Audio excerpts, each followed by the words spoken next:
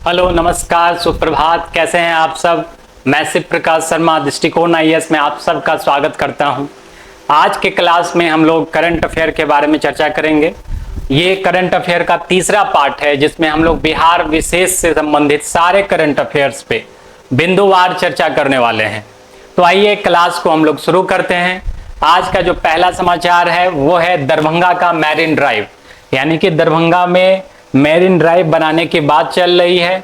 इसके लिए जो है सारी औपचारिकताएं पूर्ण कर ली गई है। जिस तरह से पटना में ये मैरिन ड्राइव है गंगा नदी के किनारे, उसी तरह से दरभंगा में बागमती नदी के किनारे जो है मैरिन ड्राइव बनाने का प्रस्ताव पास हो गया है। एक गांव है जो कि शहरी क्षेत्र में ही आता है, दरभंगा का चतरिया, वहां पे इस चीज को डेवलप करने का प्रस्ताव आया है।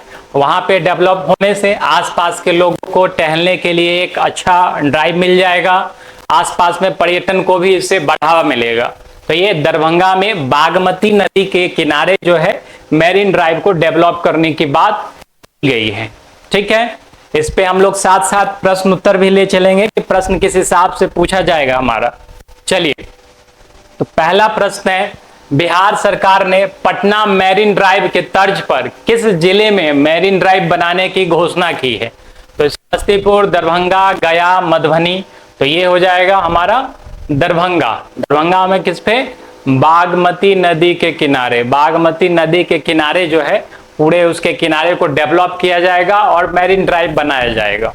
चलिए नेक्स्ट देखते हैं हम लोग। दूसरा समाचार है हम लोग का, देश का दूसरा सबसे बड़ा हड्डी अस्पताल, यानी कि भारत में जो सबसे बड़ा हड्डी अस्पताल है वो दिल्ली में है, और दिल्ली के बाद दूसरा सबसे बड़ा हड्डी का अस्पताल अपने बिहार में डेवलप किया जा रहा है। ये अस्पताल जो है 400 बेड का होगा। ये अस्पताल है बिहार का लोकनायक जयप्रकाश नारायण हड्डी अस्पताल, पटना का ही राजीव वंशी नगर में स्थित है ये। और इसके जो डीन है डॉक्टर सुभाष चंद्रा ने ये बताया है कि ये अस्पताल को जो है 400 बेड के रूप में डेवलप करेंगे और ये भारत का दूसरा सबसे बड़ा हड्डी अस्पताल होगा। साथ साथ इसमें स्पाइनल से रिलेटेड भी हॉस्पिटल डेवलप किए जाएंगे, यानी कि एक ही जगह पे आप पेशेंट को सुपर स्पेशलिटी हॉस्पिटल का और सारा सुविधा मिलेगा। तो ये अस्पताल याद रखिएगा पटना के राजवंशी नगर में है। लोकनायक जयप्रकाश नारायण जी के नाम पे रखा गया है। ये अस्पताल हड्डी अस्पताल है, लोकनायक जयप्रकाश नारायण हड्डी अस्पताल। ठीक है, चलिए इस पे प्रश्न किस हिसाब से पूछा जा सकता है? भारत में देश का दूसरा सबसे बड़ा हड्डी अस्पताल कहां विकसित किया जा रहा है? पटना, हाजीपुर, बंबई, गांधीनगर। तो ये पटना में है लोकनायक जयप्रकाश नारायण हड्डी अस्पताल। चलिए अगले समाचार की तरफ हम लोग बढ़ते हैं। नेक्स्ट करंट अफेयर है आयुष्मान भारत के बारे में। आयुष्मान भारत और बिहार, तो बिहार से रिलेटेड जो फैक्ट है उसे जानने से पहले हम लोग समझते हैं आयुष्मान भारत के बारे में। तो प्रधानमंत्री आयुष्मान भारत योजना, प्रधानमंत्री जन आरोग्य योजना जो है 2018 में लॉन्च की गई थी। ये दुनिया की, विश्व की सबसे बड़ी स्वास्थ्य बीमा योजना है। स्वास्थ्य बीमा योजना है दुनिया की सबसे बड़ी, याद रखिएगा ये दुनिया की सबसे बड़ी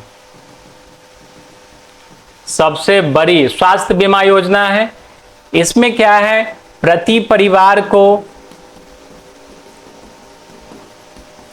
5 लाख रुपए प्रति वर्ष जो है मुफ्त इलाज के लिए दिए जाएंगे, यानी कि उनका जो भी ट्रीटमेंट वगैरह होता है अगर, तो एक परिवार को 5 लाख रुपए तक का जो है इलाज जो है कंप्लीटली मुफ्त रहेगा। उसके भी कुछ टर्म कंडीशन है, जो भी नॉर्मल जो हेल्थ इंश्योरेंस होता है उसके अकॉर्डिंग ही इसको भी बनाया गया है, जहां आपका हेल्थ इंश्योरेंस जो है 5 लाख रुपए तक का होगा, जिसमें सारे ट्रीटमेंट्स इंक्लूडेड है। ठीक है, तो ये प्रधानमंत्री जी की महत्वाकांक्षी योजना थी और इसे ही एक क्रांतिकारी मोड में बदलने के लिए 6 दिन का एक अभियान चलाया गया था, विशेष अभियान चलाया गया था। और इसमें बिहार में भी इस विशेष अभियान को चलाया गया, यानी कि जिनके पास भी राशन कार्ड है, जो खाद्य सुरक्षा अधिनियम 2013 है उसके अंतर्गत जिनका भी राशन कार्ड बना हुआ है उनको मुफ्त अनाज तो मिल ही रहा है और उनको ये आयुष्मान भारत का कार्ड भी मिलेगा। वह इसके लिए जो है विशेष अभियान चलाया गया और इस अभियान में जो है बिहार के कुछ जिले जो है सबसे टॉप पे रहे। जैसे बिहार का जो सब सिवान जिला है वो आयुष्मान कार्ड बनाने में सबसे टॉप पे रहा, दूसरे स्थान पे रहा मुजफ्फरपुर, तीसरे स्थान पे पटना और चौथे स्थान पे मधुबनी रहा। ठीक है, तो आप याद रखिएगा, टॉप डिस्ट्रिक्ट को याद रखिएगा। बिहार का सबसे टॉप जिला आयुष्मान कार्ड बनाने में सिवान रहा है। ठीक है, चलिए आगे बढ़ते हैं। इसमें क्वेश्चन किस हिसाब से पूछा जाएगा देखते हैं। हाल ही में आयोजित 6 दिवसीय विशेष अभियान में कौन सा जिला आयुष्मान कार्ड बनाने में सबसे अग्रणी रहा है? तो जैसा मैंने बताया सिवान जिला जो है सबसे टॉप मोस्ट रहा है। चलिए नेक्स्ट न्यूज हम लोग देखते हैं। नेक्स्ट करंट अफेयर, गया का ब्रह्मयोनी पहाड़ी, आखिर ये न्यूज में क्यों है? ये ब्रह्मयोनी पहाड़ी आप देख रहे हैं एक तीर्थ स्थल भी है, यहाँ पे लोग पूजा पाठ के लिए जाते हैं, एक होली पैलेस है हिंदुओं का। ठीक है, तो आखिर इसमें ये न्यूज में क्यों आ गया है? क्योंकि यहाँ पे एक औषधि मिला है, एक पौधा मिला है जिसका नाम है, क्षेत्रीय भाषा में इसको गुरमार कहा जाता है, गुरमार का पौधा। इस गुरमार के पौधे में क्या विशेषता है इसके बारे में जानने से पहले थोड़ा सा हम लोग जानते हैं। देश में जो है जो वैज्ञानिक और औद्योगिक अनुसंधान परिषद है जो हमारे देश में दवा वगैरह पे रिसर्च करती है, उन्होंने मधुमेह के लिए, मधुमेह यानी कि डायबिटीज के लिए, मधुमेह के लिए एक दवा डेवलप की जिसका नाम है BGR-34। ठीक है, इस दवा की क्या विशेषता है? ये मधुमेह को रोकथाम के लिए बनाई गई है। अब इसमें जिस चीज का यूज होता है वो सेम गुण जो है इस औषधि पौधा में मिलता है। इस कारण से ये पौधा जो है गुरमार का पौधा अत्यावश्यक है इस दवा को बनाने के लिए। अब इस पौधे में क्या है? तो इस पौधे में मिलता है जिम्नैनिक एसिड। ये एसिड क्या करता है? तो पहली बात तो मधुमेह होता क्यों है? तो शरीर में जब ब्लड ग्लूकोज बढ़ जाता है तब जाके मधुमेह हो जाता है, डायबिटीज हो जाता है। तो ये पौधा जो जिम्नैनिक एसिड है ये क्या करेगा? तो ब्लड ग्लूकोज को कम करता है और इसी गुण के कारण वैज्ञानिक जो है इस दवा में BGR-34 में जो है इस पौधे का यूज करते हैं। इसलिए ये ब्रह्मयोनी की पहाड़ी जो है काफी इंपॉर्टेंट हो गई है। ठीक है, आप याद रखिएगा ब्रह्मयोनी की पहाड़ी कहां पे है? तो ये गया जिले में है और गया जिले में इस पहाड़ी पे क्या है? तो औषधीय पौधा है जिसका नाम है गुरमार। ठीक है, चलिए इस पे प्रश्न किस हिसाब से पूछा जाएगा देख लेते हैं। मधुमेह रोधी दवा BGR-34 विकसित करने में औषधीय पौधा गुरमार की आवश्यकता होती है, वो बिहार के किस जिले में खोजा गया है? तो आप जानते हैं कि गया जिला में खोजा गया है। गया जिला में कहां पे? ब्रह्मयोनी की पहाड़ी है, यहीं पे ये पौधा प्राप्त किया गया, यहीं पे ये पौधा खोजा गया है। ठीक है, चलिए अगले न्यूज की तरफ हम लोग बढ़ते हैं। अगला न्यूज है कांवरताल आर्द्रभूमि का, और ये कांवरताल आर्द्रभूमि कहां पे है? तो ये बेगूसराय है। तो इस न्यूज को थोड़ा सा ध्यान से हम लोग समझते हैं क्योंकि आज का जो ट्रेंड चल रहा है अभी एग्जामिनेशन का, उसमें एनवायरमेंट को लेकर के काफी सारे सवाल पूछे जाते हैं। तो पहला तो आपका ये हो गया कि कांवरताल आर्द्रभूमि है कहां पे? तो बिहार के बेगूसराय जिले में स्थित है ये। ठीक है, बिहार के बेगूसराय जिले में स्थित है। दूसरा कि आर्द्रभूमि होता क्या है? आर्द्रभूमि होता क्या, वेटलैंड होता क्या है? तो वो जगह, वो जमीन जो सालों भर या किसी एक सीजन में पानी में डूबा रहता है, यानी सैचुरेटेड रहता है पानी से, यानी कि वहां पे कहीं कभी सूखा नहीं पड़ता है, पानी में हमेशा ही कीचड़ या पानी वहां पे रहता ही रहता है, वैसे जमीन को, वैसे स्थल को आर्द्रभूमि कहते हैं। अब वहां पे नमी होने से, पानी होने से क्या होता है? जो जीव जंतु जितने भी होते हैं सब उसकी तरफ आकर्षित होते हैं। आसपास में जंगल वगैरह का निर्माण हो जाता है, यानी पेड़ पौधे की अधिकता होने लगती है, तो वहां पे जैव विविधता भी अधिक होने लगती है। जैव विविधता मतलब विभिन्न प्रकार के जीव जंतु पौधे ये सब का विकास होने लगता है। ठीक है, तो कांवर ताल आर्द्र भूमि समझ गए, बेगूसराय में है। अब कांवर ताल से संबंधित कुछ और चीजें हैं, जैसे यह एशिया का सबसे बड़ा ताजे पानी का गोखुर झील है। ठीक है, एशिया का सबसे बड़ा ताजे पानी का गोखुर झील है। अब ये गोखुर झील क्या होता है? तो गोखुर झील है, ये आप जो ये डिजाइन देख रहे होंगे, यानी कि यू शेप का जो डिजाइन है, इस प्रकार के इस आकार के जो भी लेक होंगे, झील होंगे, उन सबको गोखुर झील कहा जाता है। यानी गाय के खुर के समान जो है अर्धचंद्राकार अवस्था में या यू अवस्था में जो है, इस हिसाब से जो भी पानी वाला क्षेत्र रहेगा, संरचना रहेगा, वो सब जो है गोखुर झील कहलाता है।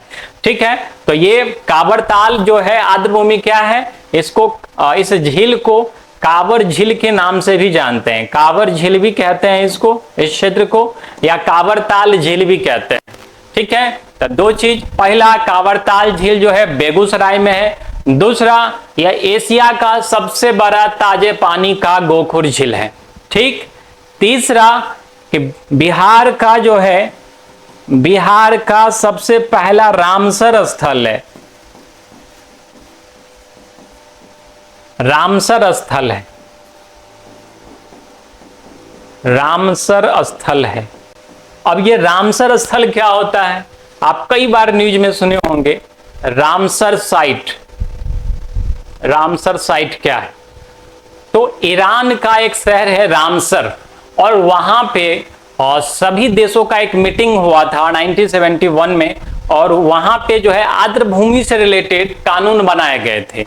और इस कारण से जो भी क्षेत्र वेटलैंड रहता है और अंतर्राष्ट्रीय महत्व का रहता है, यानी वातावरण के पर्यावरण के दृष्टि से जो महत्वपूर्ण है, उन आर्द्र भूमि को जो है रामसर साइट का संज्ञा दे दिया जाता है। रामसर साइट का मतलब हो गया कि अब वो अंतर्राष्ट्रीय महत्व का है, उस लिस्ट में, उस सूची में शामिल होने का मतलब है कि वो अंतर्राष्ट्रीय महत्व का हो गया। सरकार को जो है उसका अत्यधिक रख रखाव करना है, यह सरकार की जिम्मेदारी है, उस राज्य सरकार की, उस देश की जिम्मेदारी है कि उस रामसर स्थल का जो है पर्यावरण के वैश्विक हित के लिए उसका अच्छे से देखभाल किया जाए।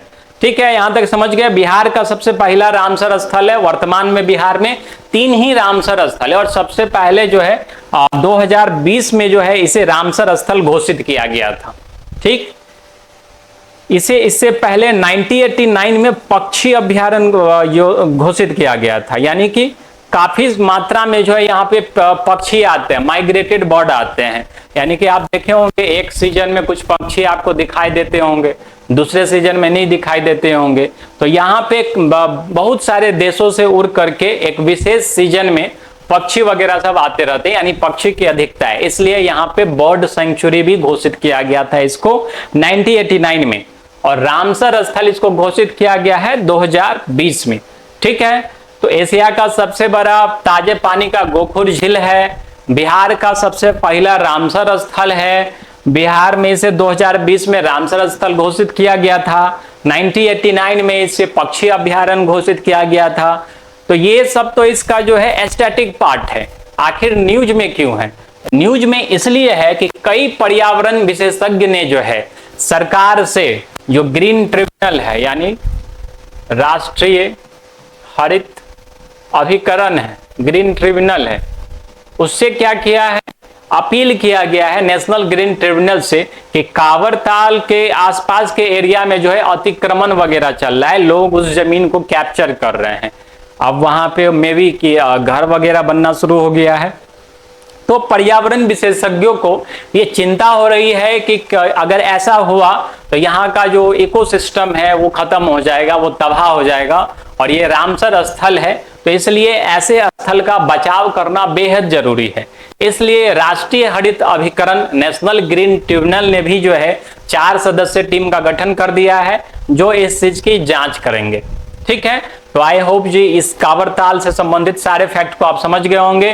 कांवर ताल के झील है, इस झील को कांवर झील या कांवर ताल झील कहा जाता है। यह झील एशिया का सबसे बड़ा ताजे पानी का गोखुर झील है। यह बिहार का एक रामसर स्थल है, सबसे पहला रामसर स्थल है, 2020 में इसे घोषित किया गया था। यह एक पक्षी अभ्यारण्य भी है। ठीक है, चलिए इस पे न्यूज देख लेते हैं, इस पे प्रश्न देख लेते हैं, प्रश्न किस हिसाब से पूछा है। बिहार में कांवर ताल आर्द्र भूमि के संबंध में निम्न कथनों पर विचार करें। पहला, इसे 2020 में रामसर स्थल घोषित किया गया, एकदम सही है। यह एशिया की सबसे बड़ी ताजे पानी की गोखुर झील है, सही है। यह गया में स्थित है, गलत है। यह कहां पे स्थित है? बेगूसराय में स्थित है। ठीक है, तो ये हो जाएगा 1 और 2, आंसर इसका सी हो जाएगा। ठीक है, चलिए अगले न्यूज की तरफ हम लोग बढ़ते हैं। नेक्स्ट न्यूज है नागी और नकटी बर्ड सेंचुरी यानी कि पक्षी अभ्यारण्य। पक्षी अभ्यारण्य जो है नागी और नकटी, ठीक है, कहां पे है ये जमुई में है। ये दोनों अभ्यारण्य, पक्षी अभ्यारण्य का मतलब है कि यहाँ पे जो है ढेर सारे पक्षी आते हैं, माइग्रेटेड बर्ड भी आते हैं, और यहाँ पे इस आसपास के इलाके में कंप्लीटली बैन होगा। पक्षियों के हिफाजत के लिए जो है सरकार ने काफी विशेष प्रबंध किए होंगे। यहाँ पे पक्षी निर्भय होकर यहाँ पे उस पक्षियों के लिए भोजन वगैरह की विशेष व्यवस्था की गई होगी। ठीक है, तो यह नागी और नकटी पक्षी अभ्यारण्य जमुई बिहार में स्थित है। अब क्या है, न्यूज में क्यों है? क्योंकि इन दोनों को जो है रामसर स्थल घोषित किया गया है। ठीक है, 2024 को जो है रामसर स्थल इस दोनों नागी और नकटी दोनों को घोषित कर दिया गया है, नागी को भी और नकटी पक्षी अभ्यारण्य को भी। ठीक है, तो इस हिसाब से बिहार में टोटल कितना रामसर स्थल हो गया? एक, इससे पहले वाला न्यूज था कांवर ताल का, कांवर ताल पहला रामसर स्थल है, दूसरा नागी पक्षी अभ्यारण्य और तीसरा नकटी पक्षी अभ्यारण्य। टोटल मिला के 3 रामसर स्थल हो गए बिहार में, 3 रामसर स्थल हो गए बिहार में। ठीक है, तो याद रखिएगा इस चीज को कि बिहार में जो है 3 रामसर स्थल हो गए। जब हम लोग नेशनल न्यूज पढ़ेंगे, नेशनल करंट अफेयर पढ़ेंगे, तो उसमें भी ये सब चीज की चर्चा करेंगे। हम लोग इंडिया लेवल पे देखेंगे कि कहां पे कितने रामसर स्थल है। तो अभी फिलहाल बिहार के बारे में याद रखिएगा, बिहार में 3 रामसर स्थल है। रामसर स्थल क्या होता है उसको भी समझा दिए पिछले टॉपिक में, कांवर ताल वाले में, कि ईरान के रामसर स्थल में मीटिंग होने के कारण जितने भी आर्द्र भूमि विश्व स्तर के हैं, पर्यावरण के लिए महत्वपूर्ण है, उन सबको रामसर स्थल की संज्ञा दी जाती है। ठीक है, कांवर ताल 1, नागी 2, नकटी 3, तीनों पक्षी अभ्यारण्य जो है रामसर स्थल है। बिहार में 3 रामसर स्थल है। ठीक है, नागी और नकटी पक्षी अभ्यारण्य कहां पे है? तो ये जमुई में है। ठीक है, ये जमुई में है। चलिए प्रश्न देख लेते हैं इस पे। हाल ही में रामसर स्थल में शामिल बिहार के नागी और नकटी पक्षी अभ्यारण्य किस जिले में स्थित है? तो ये जमुई में स्थित है, जमुई में स्थित है। चलिए नेक्स्ट देखते हैं। नेक्स्ट है मुजफ्फरपुर एयर पॉल्यूशन स्टडी के बारे में। तो जो गवर्नमेंट है, गवर्नमेंट ने मुजफ्फरपुर के एयर क्वालिटी को जांचने के लिए जो है एक स्टडी का गठित किया गया है, ताकि मुजफ्फरपुर में जो है जो पर्यावरण की दृष्टि से जो वहाँ के वातावरण है, हवा में की जो गुणवत्ता है और वहाँ पे कितना ज्यादा प्रदूषण है उसकी जांच करेगा। उसके लिए एक विशेष कमेटी का गठन किया गया है। ठीक है, तो बहुत ज्यादा इंपॉर्टेंट न्यूज नहीं, इस पे एक प्रश्न देख लेते हैं हम लोग। हाल ही में बिहार सरकार ने वायु प्रदूषण के स्रोतों की पहचान के लिए मुजफ्फरपुर के अलावा किस जिले में real time sources enforcement study करने का निर्णय लिया है? तो मुजफ्फरपुर के अलावा जो है गया में जो है real time sources enforcement study करने का निर्णय लिया गया है। ठीक है, चलिए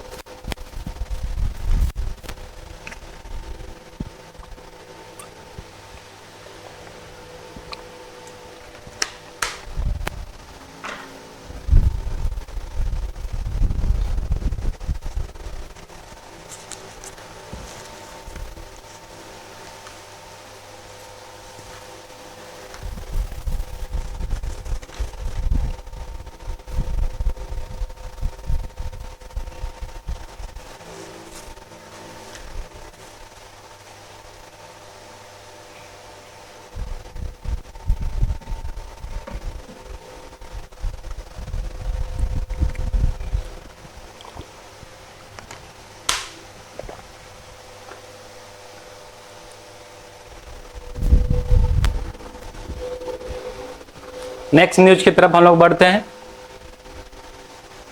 अगला न्यूज है वाल्मीकि टाइगर रिजर्व के बारे में। वाल्मीकि टाइगर रिजर्व पश्चिम चंपारण में है, बिहार के पश्चिम चंपारण में है।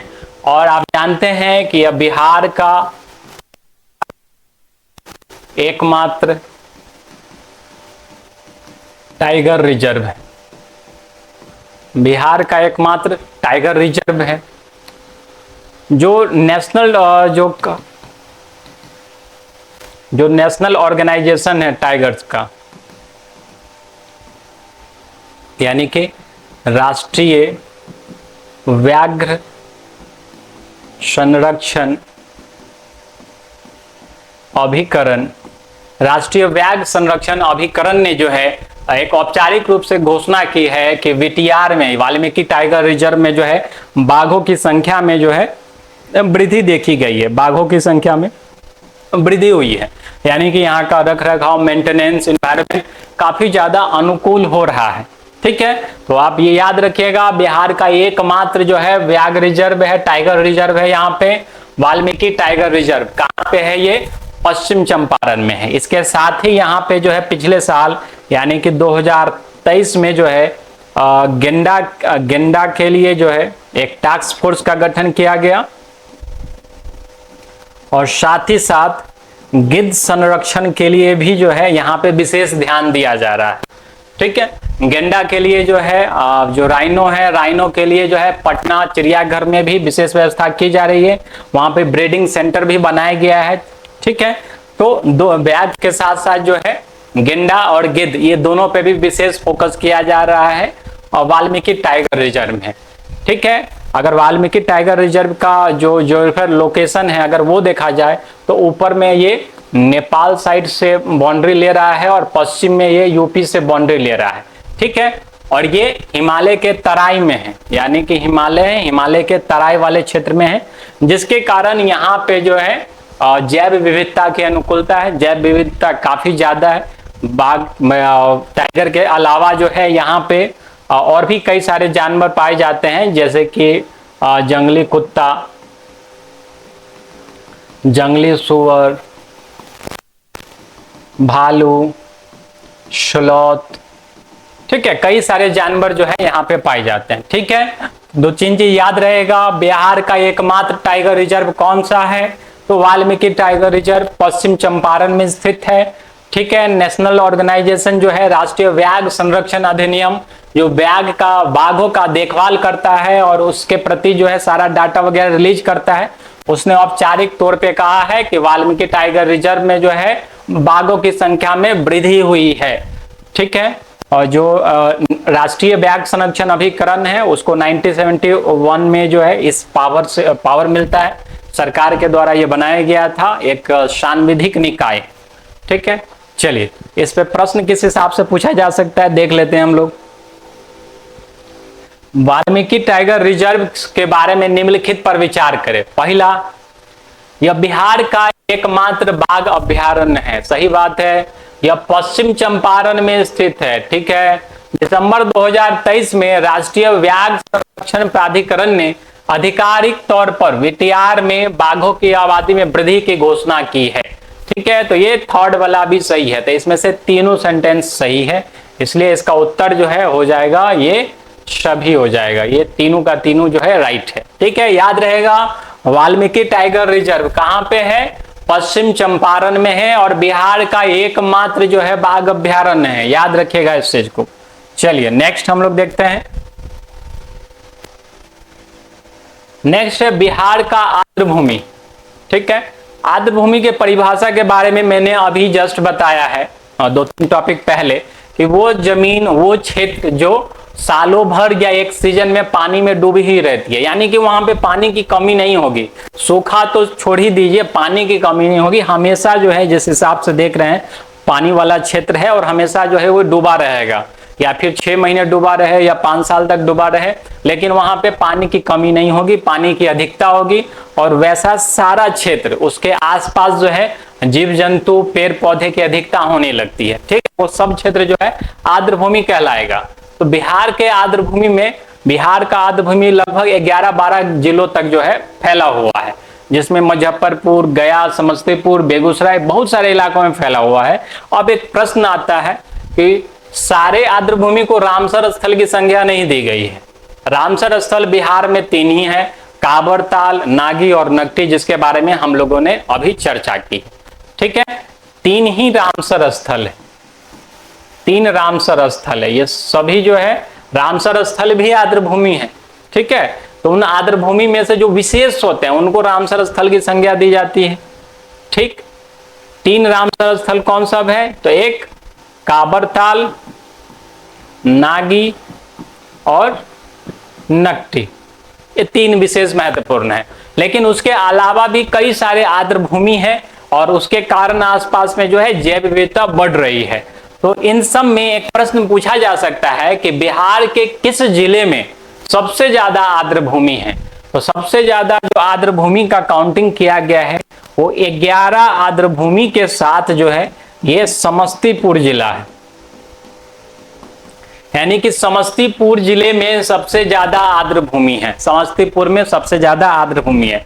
टोटल 11 आर्द्रभूमि और कई हजार हेक्टेयर में ये जमीन फैला हुआ है। जैसे कि आप तस्वीर में देख रहे हैं, एक आर्द्रभूमि का ये फोटो है जिसमें पानी में डूबा हुआ जमीन है और भी कई सारे एरिया, इसमें मछली भी होगी और भी जानवर होंगे, आसपास घना आबादी, घना जंगल वगैरह आपको दिख रहा होगा। ठीक है, ये आर्द्रभूमि है। तो आप समझ गए होंगे आर्द्रभूमि और रामसर स्थल में क्या है, जो विशेष आर्द्रभूमि होंगे उन्हीं को रामसर स्थल की संज्ञा दी जाएगी। तो टोटल जो है नॉर्मल आर्द्रभूमि की बात करें तो सबसे ज्यादा 11 आर्द्रभूमि समस्तीपुर जिले में है। ठीक है, चलिए इस पे प्रश्न किस हिसाब से पूछा जा सकता है? बिहार के किस जिले में सबसे अधिक वेटलैंड्स उपस्थित है? In which district of Bihar are maximum water wetlands present? तो ये हो जाएगा हमारा समस्तीपुर डिस्ट्रिक्ट। समस्तीपुर में जो है वेटलैंड सबसे ज्यादा उपस्थित है। चलिए नेक्स्ट न्यूज की तरफ हम लोग बढ़ते हैं। मिथिला मखाना, आप नाम सुने होंगे मिथिला मखाना। ठीक है, मिथिला मखाना का जिक्र इसलिए आ गया है कि मिथिला मखाना को हाल ही में जो है बिहार सरकार ने प्रपोजल दिया है कि मिथिला मखाना के लिए एमएसपी लागू किया जाए। ठीक है, एमएसपी लागू किया जाए। ठीक है, मिथिला मखाना को जीआई टैग मिला हुआ है, जीआई टैग मिला हुआ है 2022 में ही इसे जीआई टैग मिल गया था। ठीक है, मिथिला मखाना में काफी सारे रिच पोषक तत्व होते हैं जिसके कारण ये स्वास्थ्य की दृष्टि से और काफी उपयोगी होता है। हम इधर जो है काफी सारे इलाकों में, यानी बिहार के सभी इलाकों में लगभग कह सकते हैं कि पूजा पाठ में मखाने का यूज होता ही है। इसे जीआई टैग मिला है। तो 2 चीज यहाँ पे, पहला एमएसपी और दूसरा जीआई टैग। तो सबसे पहले जीआई टैग के बारे में ही हम लोग जान लेते हैं। जीआई का फुल फॉर्म होता है जियोग्राफिकल इंडिकेशन, इंडिकेशन यानी कि भौगोलिक संकेतक। ठीक है, अगर शब्द पे ध्यान देंगे भौगोलिक संकेतक यानी कि वो चीज कहां से उसकी उत्पत्ति हुई है, कहां पे बन रहा है, उस भूगोल के बारे में बताएगा वो टैग। तो आखिर जैसे कि मखाना हम कहते हैं, अगर नॉर्मली मखाना हम कहें तो इससे जो है कहां पे उत्पत्ति हुई है इसे पता नहीं चलता है। लेकिन अगर उसके साथ हम एक शब्द जोड़ देते हैं मिथिला मखाना, मिथिला, तो इसका मतलब हो गया कि उस मखाने की उत्पत्ति कहां पे हुई है, मिथिला के क्षेत्र में हुई है, अर्थात मधुबनी में हुई है या दरभंगा में हुई है, मिथिला का जो भी एरिया है उसमें हुई है। ठीक है, उसी तरह से मिथिला पेंटिंग की बात करें तो उसमें भी मिथिला शब्द जुड़ा हुआ है, यानी कि उसकी उत्पत्ति कहां पे हुई है, मिथिला में हुई है। ठीक है, तो किसी भी सामान को जो वहां का नेटिव रहता है, वहां का जिस क्षेत्र का वो सामान रहता है जहां उत्पत्ति हुई रहती है, तो कोई दूसरा क्षेत्र कॉपी ना कर ले, यानी कि उसके नाम पे एक डुप्लीकेट सामान ना भेजने लगे अपने हिसाब से बना करके, जिससे उसके क्वालिटी में भी कंप्रोमाइज किया जा सकता है। ये सब रोकने के लिए सामान को जो है जीआई टैग दिया जाता है। अब मखाना कहीं पूरी दुनिया में कहीं पे भी बिकेगा तो मिथिला मखाना के नाम से ही बिकेगा, उसको दिल्ली मखाना या जापान मखाना के नाम से नहीं भेजा जा सकता है। इसलिए पूरी दुनिया में जो है मिथिला मखाना के नाम से ही बेचा जाएगा। जैसे पेंटिंग जो मधुबनी की है उसे बेचना हो तो मिथिला पेंटिंग के नाम से ही बेचा जा सकता है। ठीक है, तो इसलिए जो है जीआई टैग दिया जाता है, भौगोलिक संकेतक दिया जाता है। ठीक है, अब आ गया एमएसपी। एमएसपी क्या है? Minimum support price. Minimum support price यानी कि न्यूनतम समर्थन मूल्य। ठीक है, अब एक चीज थोड़ा सा सोच के देखिए कि मान लेते हैं कि इस वर्ष किसान जो है बहुत अधिक टमाटर खेतों में उगाया, अच्छी फसल हुई, टमाटर की अधिकता होगी। अब जैसे ही टमाटर मार्केट में आएगा तो टमाटर के रेट में बढ़ोतरी होगी या घटेगी? तो निश्चित है कि सामान अधिक होने से जो है और खरीदार कम होने से, खरीदार उतना है, खरीदार तो बढ़ नहीं रहा है, सामान अधिक हो गया तो चीजें जो है सस्ती हो जाएंगी, यानी कि रेट उसका डाउन हो जाएगा। और कभी कभी रेट इतना डाउन हो जाता है कि किसान जब उसको बेचने के लिए मंडी ले जाते हैं तो वापस लाने में जितना खर्च हो उससे कम ही वहां पे मिलता है, तो इस कारण से वो फेंक करके चले आते हैं। तो ऐसे कंडीशन में अगर ये सब चीजें होती रही तो किसान कभी वो कृषि करेगा ही नहीं। तो इसलिए सरकार जो है विभिन्न जो भी खाद्य पदार्थ है, जैसे चावल हो गया, गेहूं हो गया, और भी जो महत्वपूर्ण खाद्य पदार्थ है उस पे न्यूनतम समर्थन मूल्य देती है। यानी कि वो किसानों को कहती है कि आप उपज कीजिए, इससे कोई फर्क नहीं पड़ता कि बाजार में जो है कितना अवेलेबल हो गया, इस साल फसल बढ़ेगी या घटेगी, कोई फर्क नहीं पड़ता। हम जो है इतने रुपये में, मिनिमम रुपये में जो है आपसे हम खरीद लेंगे। इसी रेट को, सरकार द्वारा तय की गई इस रेट को जो है एमएसपी कहा जाता है, न्यूनतम समर्थन मूल्य कहा जाता है। तो अगर ये रेट हो जाएगा तो किसान भी आश्वस्त होंगे कि हम उगाएंगे, हमको इतना रेट सरकार की तरफ से मिल जाएगा, हम सरकार को बेच देंगे।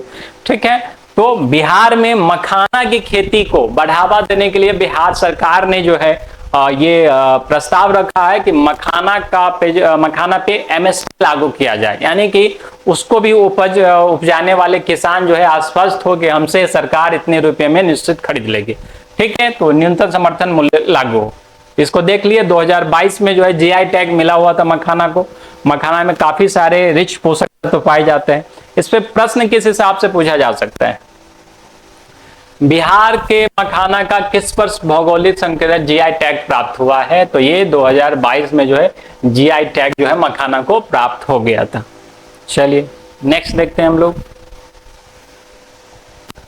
नेक्स्ट है गया, मुंगेर और नालंदा में 3 नए इंडस्ट्रियल एरियाज बनाए जा रहे हैं। ठीक है, बिहार में जो है पिछले 10 साल में जितने भी इंफ्रास्ट्रक्चर का डेवलपमेंट हुआ उस हिसाब से यहाँ पे उद्योग वगैरह नहीं लग पाए, लेकिन 2-3 सालों में जो है कह सकते हैं पिछले 5 वर्षों में नीतीश कुमार जी के नेतृत्व में जो है काफी सारे प्रयास किए जा रहे हैं ताकि बिहार में जो है कई सारे इंडस्ट्री इस्टेब्लिश हो। और इसके लिए जो है हर जिले में जो है इंडस्ट्रियल एक औद्योगिक क्षेत्र बनाया जा रहा है, जिससे कि जो नॉर्मल आबादी है वो फैक्ट्री वगैरह लगने से जो है प्रभावित ना हो, और जो है मान लेते हैं धुआं वगैरह है या और भी पॉल्यूशन है उससे वो प्रभावित ना हो। तो इसलिए हर जिले में अलग अलग डेवलप किया जाता है ताकि वहीं पे लोग जाके उस एरिया में अपनी फैक्ट्री वगैरह इस्टेब्लिश करें। वहां पे कई सारे छूट वगैरह भी प्राप्त होते हैं। उसी क्षेत्रों को इंडस्ट्रियल एरियाज या औद्योगिक क्षेत्र कहा जाता है, औद्योगिक क्षेत्र कहा जाता है।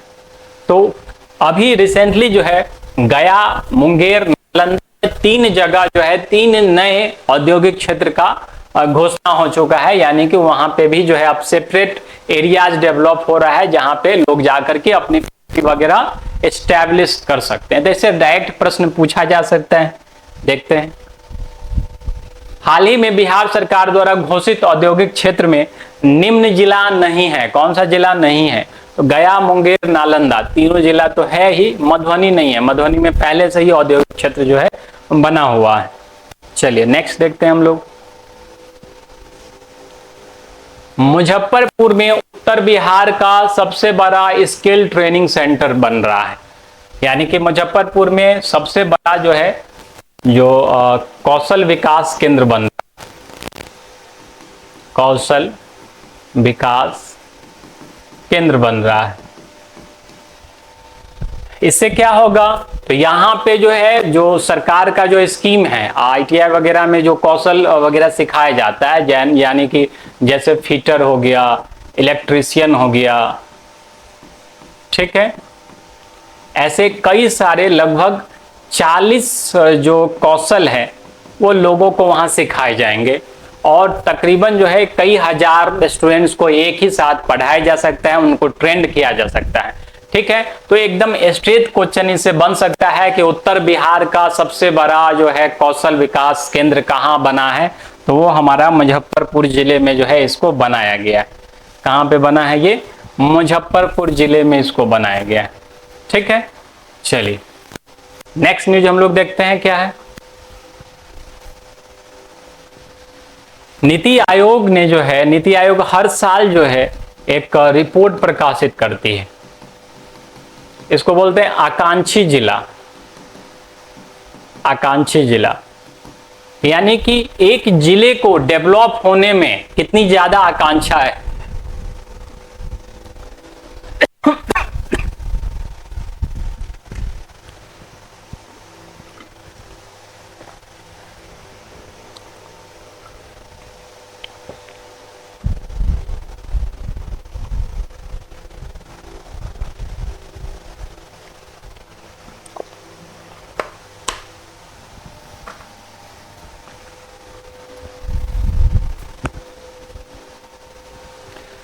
यानी कि एक जिले को डेवलप होने में क्या आकांक्षा है, उस जिले के हर चीज के बारे में देखा जाता है कि स्वास्थ्य में, हेल्थ में क्या प्रोग्रेस कर रही है, एजुकेशन में उसके स्कूल्स कैसे हैं, इंफ्रास्ट्रक्चर कैसे है, आदि सभी चीजों का बिंदुवार चर्चा करके, बिंदुवार विश्लेषण करके एक रैंकिंग निकाली जाती है और इसमें नीति आयोग द्वारा जो है आकांक्षी जिला रैंकिंग निकाली गई। इसमें इस रैंकिंग में जो है कृषि में, अगर सिर्फ कृषि की बात की जाए तो कृषि में देश में, पूरे इंडिया में जो है मुजफ्फरपुर डिस्ट्रिक्ट जो है टॉप पे।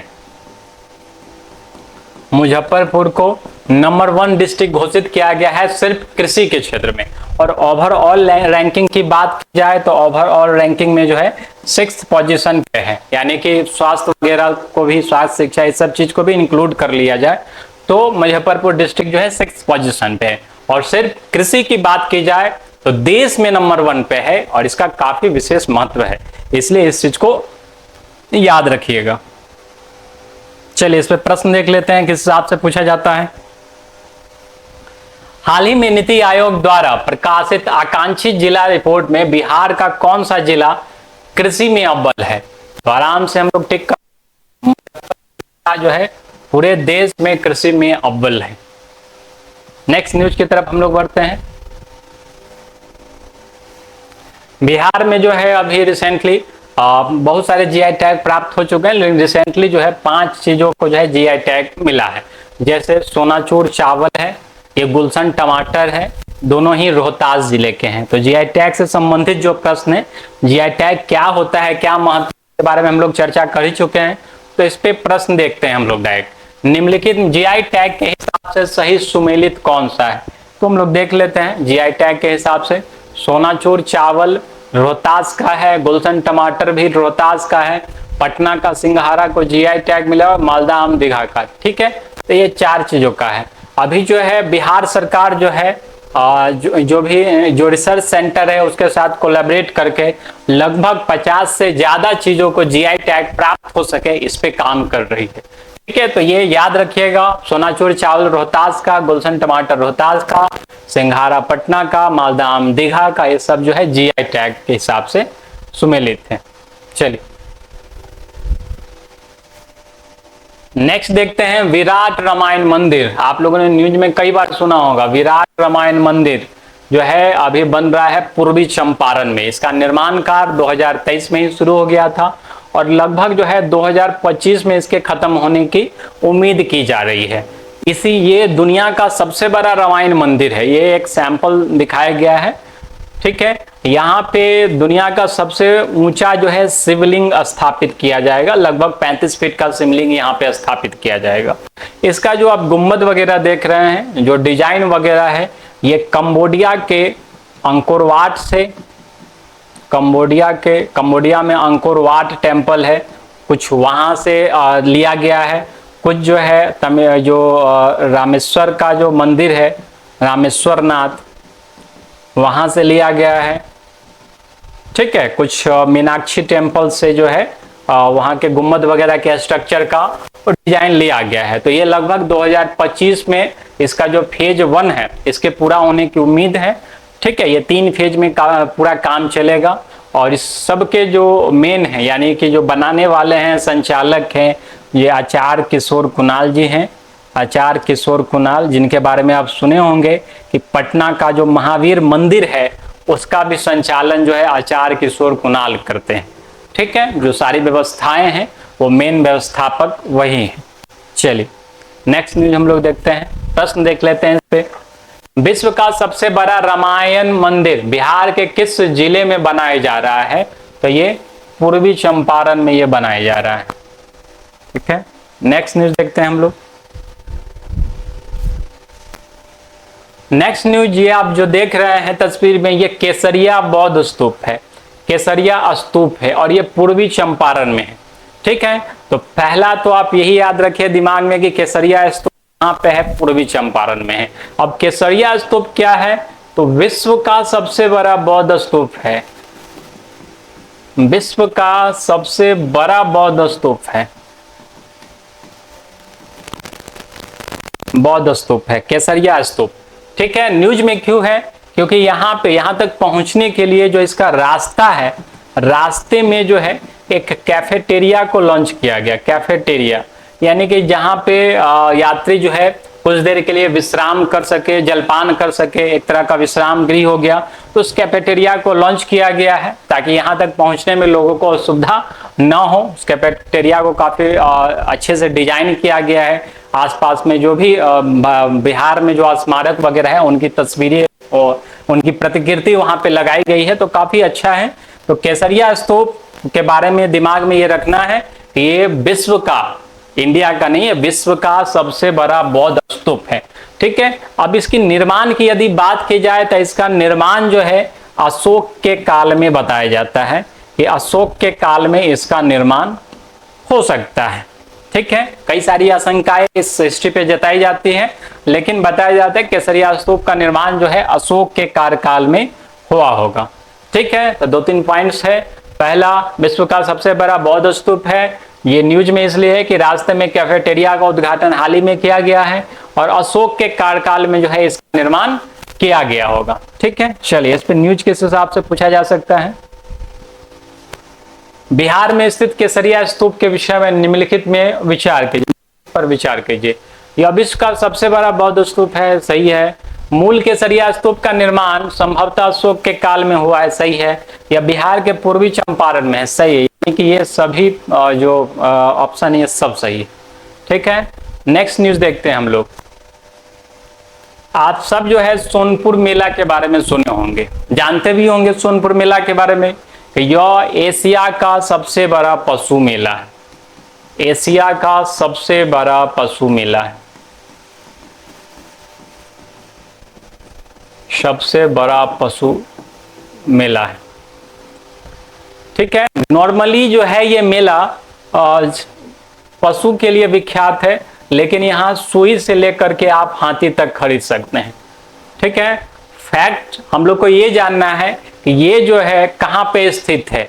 ये जिस नदी के संगम पे है, ये 2 नदी है, एक गंडक और दूसरा गंगा।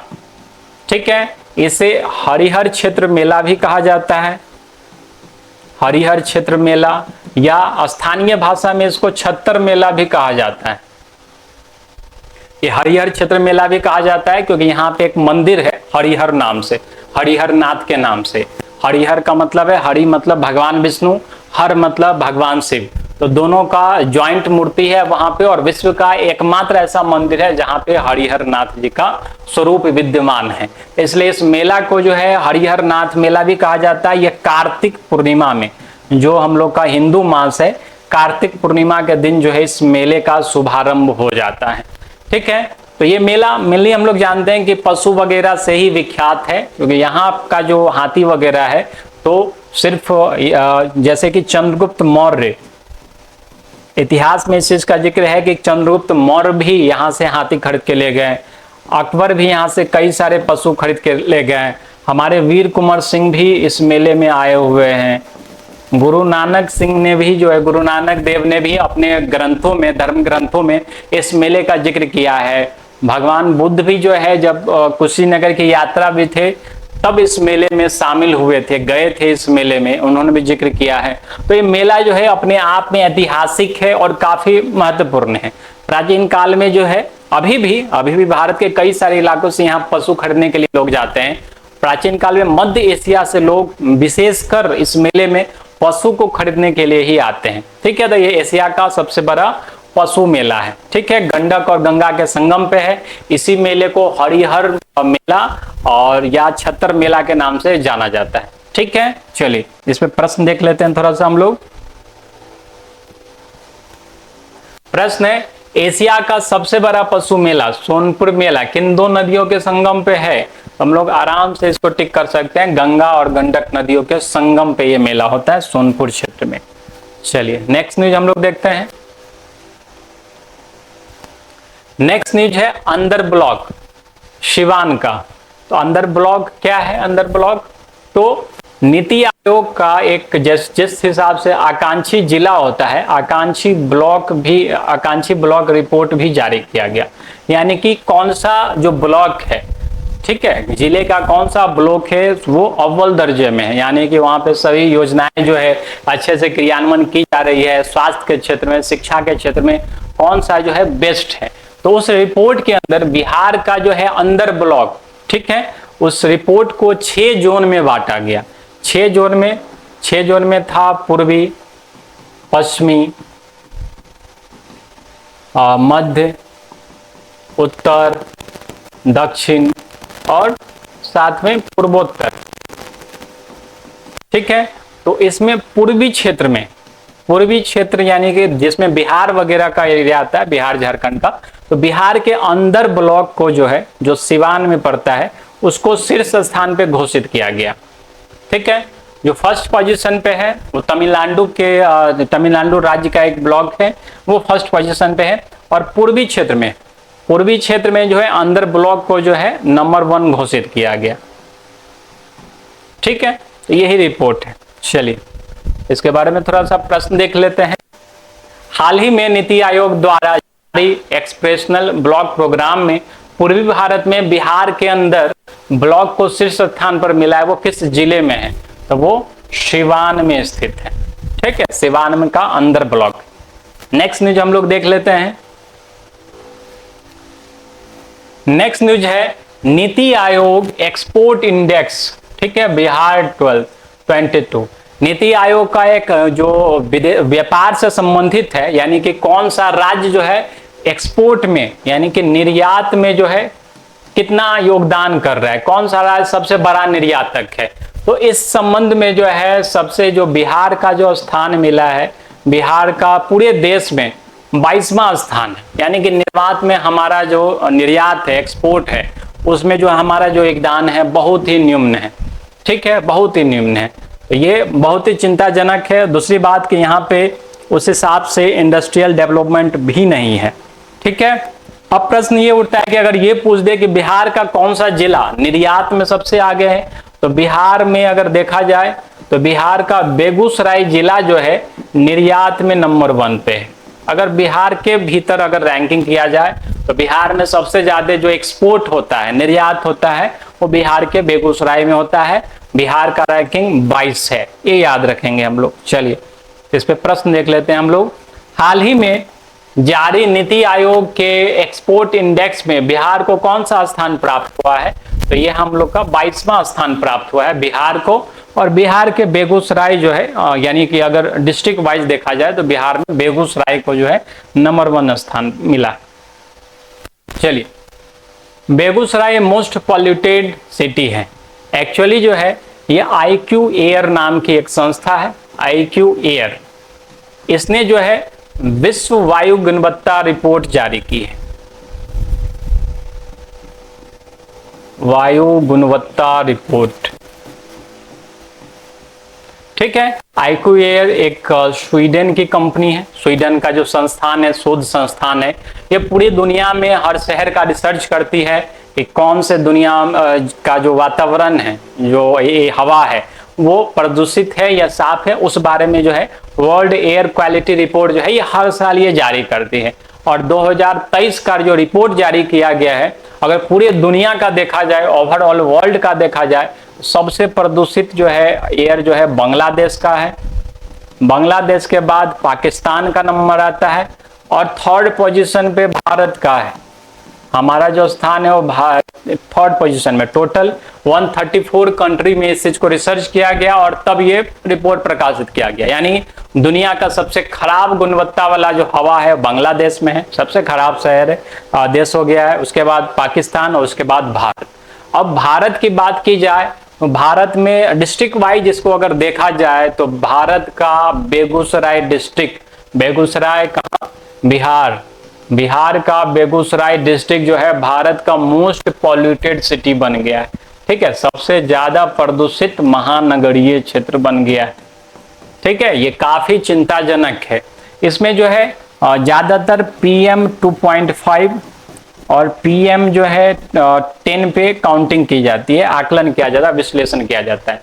2.5 का मतलब हो गया, एक PM का फुल फॉर्म होता है पार्टिकुलेटेड मैटर, कि हवा में जो है वो कण 2.5 या 10 जो है कण के साइज पे निर्भर करता है।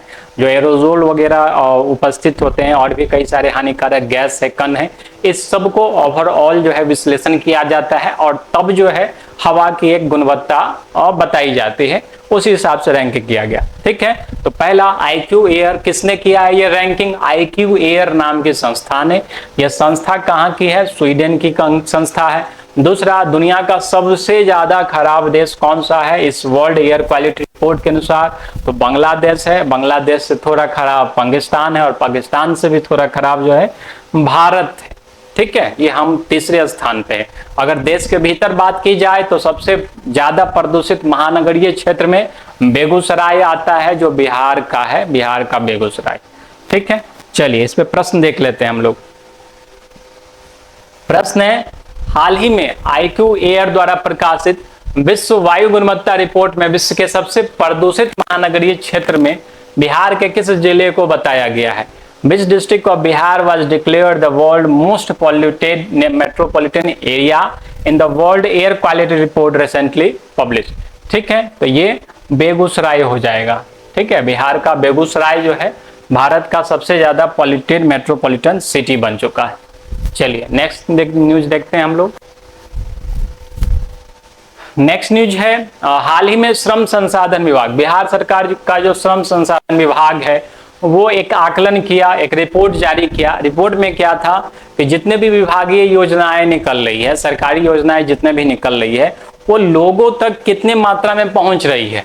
यानी कि 100 लोग हैं, एक योजना निकली है तो क्या 100 लोग तक पहुंच रही है कि नहीं पहुंच रही है, लाभान्वित तक कितना % पहुंचा जा रहा है, इसका जो है एक डिस्ट्रिक्ट वाइज आकलन किया गया। और आपको जानकर खुशी होगी कि बिहार का जो है मधुबनी जिला सभी योजनाओं को लोगों तक पहुंचाने में जो है अव्वल दर्जे पे है। ठीक है, सबसे ज्यादा जो है नंबर 1 पे मधुबनी है, उसके बाद जो है सेकेंड पोजीशन पे दरभंगा आता है। ठीक है, नंबर 1 पे मधुबनी है लोगों तक जो है योजनाएं पहुंचाने में। ठीक है, चलिए नेक्स्ट न्यूज हम लोग देखते हैं। नेक्स्ट न्यूज जिसके बारे में आपको पता होगा, बापू परीक्षा परिसर। यह देश का सबसे बड़ा एग्जाम सेंटर है, देश का सबसे बड़ा एग्जाम सेंटर, एग्जाम सेंटर है। ठीक है, 23 अगस्त 2023 को इसका उद्घाटन किया गया। 16,000 से लेकर के 20 जो है बच्चे यहाँ आसानी से बैठ सकते हैं, अपना परीक्षा दे सकते हैं। ठीक है, कहाँ पे स्थित है ये? तो पटना के कुम्हरार में स्थित है।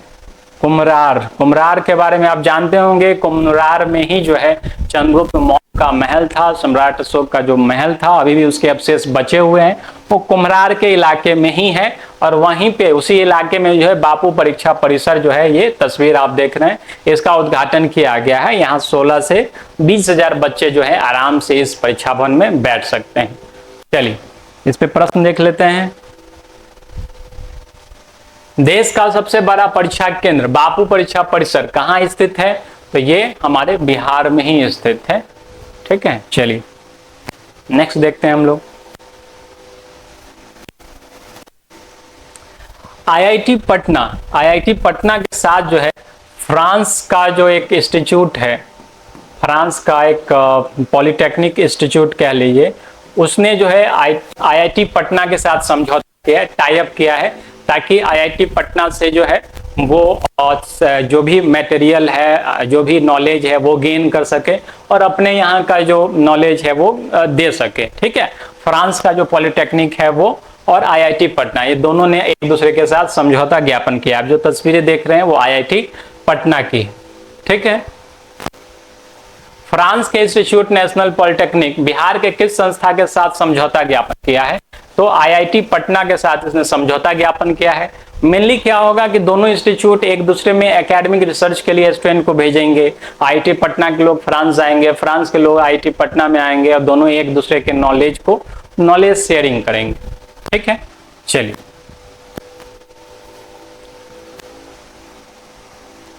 अगला न्यूज है, भारत का सबसे बड़ा लॉन्ड्री सर्विस कहां पे शुरू हुआ है?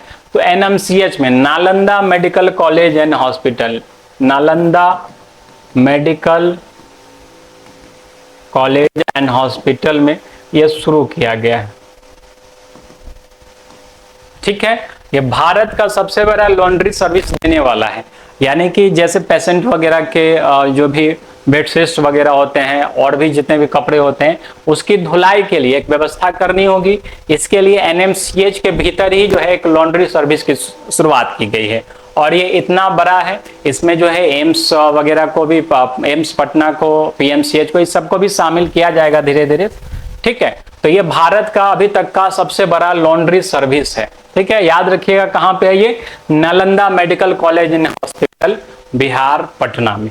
ठीक है, चलिए प्रश्न देख लेते हैं। भारत के किस अस्पताल में देश की सबसे बड़ी लॉन्ड्री सुविधा आरंभ की गई है? तो ये एनएमसीएच हो जाएगा, Nalanda medical college and hospital, Patna. ठीक, चलिए नेक्स्ट न्यूज देखते हैं। नेक्स्ट न्यूज है, पटना में L20 शिखर सम्मेलन हुआ था। L20 का मतलब है लेबर 20, लेबर 20।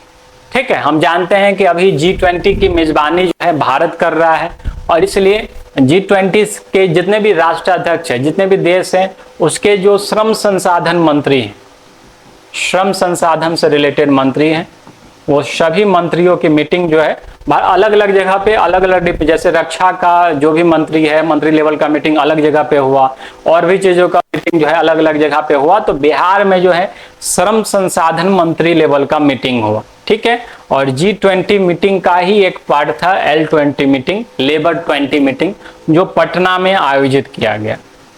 ठीक है, ये जो मेन चर्चा का मुद्दा था वो स्त्रियों की सहभागिता रोजगार में। ठीक है, तो G20 के लोग आपस में मिले, मंत्री लेवल का मीटिंग हुआ, आपस में मिले, एक दूसरे के देश में क्या प्रॉब्लम्स है, क्या सॉल्यूशन है, एक दूसरे के सामने, और G20 के देश अपने अपने अनुभवों को, अपने अपने योजनाओं को एक दूसरे के साथ जो है साझा किए। ठीक है, तो ये L20 का मीटिंग जो है पटना में आयोजित किया गया था, G20 के मीटिंग का ही एक पार्ट है। G20 का जो राष्ट्राध्यक्ष का मीटिंग हुआ था, हम लोग जानते हैं कि वो दिल्ली में हुआ था, भारत मंडपम में, लेकिन उसके अलावा भी कई सारी चीज है, जैसे रक्षा मंत्री जो लेवल का मीटिंग होगा वो अलग जगह पे हुआ, जैसे चीफ जस्टिस लेवल का मीटिंग होगा वो अलग जगह पे हुआ, बैंकर्स का मीटिंग होगा वो अलग जगह पे हुआ। उसी तरह से जो लेबर्स का मीटिंग हुआ है वो पटना में आयोजित किया गया L20 के नाम से, लेबर 20 के नाम से, श्रम 20 के नाम से। ठीक है, इसको याद रखेंगे। चलिए, हाल ही में श्रम 20 शिखर सम्मेलन बिहार के किस जिले में आयोजित किया गया? ठीक है, तो बिहार के किस जिले में आयोजित किया गया है? तो ये पटना में आयोजित किया गया है। ठीक है, तो ये हम लोग का लास्ट न्यूज था। तो इस क्लास में जो है हम लोगों ने बिहार विशेष से जितने भी करंट अफेयर बन सकते हैं उन सब पे हम लोगों ने चर्चा की। नेक्स्ट क्लास में भी जो है हम लोग और इससे आगे हम लोग देखेंगे किस तरह से अर्थव्यवस्था है और जो भी नेशनल करंट अफेयर है, लगभग कंप्लीट करंट अफेयर का 10 से 12 पार्ट्स होगा। इससे पहले भी 2-3 पार्ट्स आए हुए हैं, आप निश्चित YouTube पे जा करके या एप्लीकेशन डाउनलोड करके उस पे जरूर देखें। बीपीएससी की आगामी परीक्षा में सबसे ज़्यादा महत्वपूर्ण है। इसका जो भी पीडीएफ होगा आप टेलीग्राम से या हमारे एप्लीकेशन से डाउनलोड करें, रिवीजन करें, प्रैक्टिस करें। ठीक है, सही चुने, सही पढ़ें।